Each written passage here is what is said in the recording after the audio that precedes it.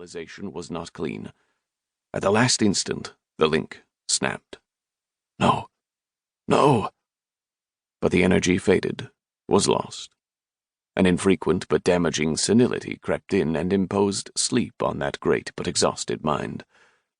And while he slumbered, the contented evil festered and planned and schemed, and a shadow began to spread over the souls of the innocent. The citizens of Pellegru laughed at the invaders. Though they lived nearest of all the civilized folk to the Greendowns, they feared not the terrible inhabitants of those lands. Their town was walled and hugged the jagged face of a mountain. The only approach was up a single narrow path, which could be defended against attack, it was said, by 5 old women and a brace of infants. So when the leader of the absurdly small raiding party asked for their surrender, they laughed and threw garbage and night soil down on him. "Go home," they urged him. "Go back to your stinking homes with your shit-eating mothers before we decorate the face of our mountain with your blood." Curiously, this did not enrage the leader of the raiders. A few within the town remarked on this and worried, but everyone else continued to laugh. The leader made his way back through the tents of his troops, his dignity unimpaired. He knew what was promised to him.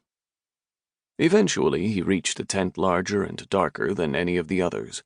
Here his courage faltered, for he did not enjoy speaking to the one who dwelt within. Nevertheless, it was his place to do so. He entered. It was black inside, though it was mid-morning without, black and heavy with the stench of unwholesome things and the nearness of death. In the back of the tent was the wizard, awash in attendance. In back of him stood the font of evil. "Your pardon, master," the leader of the soldiers began, and proceeded to tell him of his disdainful reception at the hands of the Pellegruers. When he had finished, the hunched form in the dark of the tent said, "Return to your soldiers, good captain, and wait."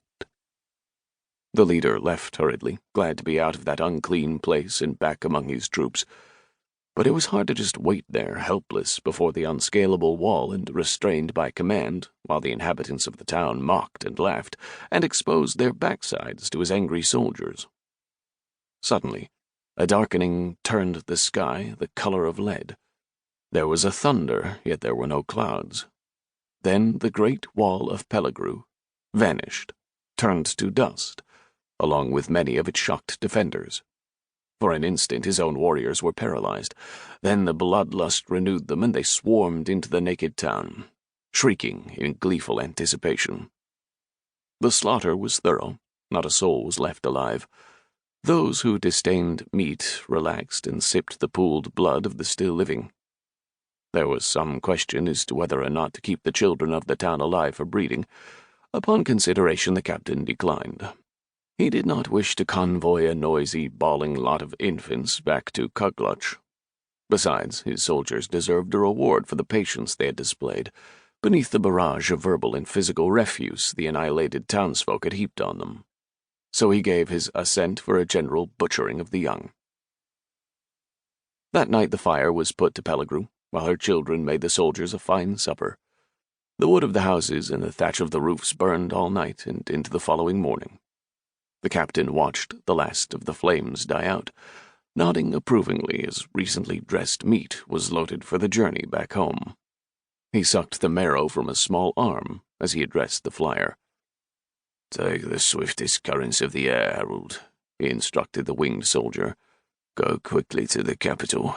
Inform everyone that taunting Pellegru, thorn in our side for 1,000 years, is no more. Tell the people in the court that this first small success is complete, and that all the softness of the warm lands westward shall soon be ours, and soon all the worlds beyond that." The flyer saluted and rose into the mountain air. The captain turned, saw the occupants of the dark tent packing their own noisome supplies. He watched as the wizard supervised the careful loading of the awful apparition which had destroyed Pellegru, and shuddered as he turned away from it. On the strength of that vileness and the wizard's knowledge, they might truly march to mastery over the entire universe, if the wizard was to be believed. But as for himself, he was personally inclined to stay as far away from it as possible. He loved anything which could find new ways to kill.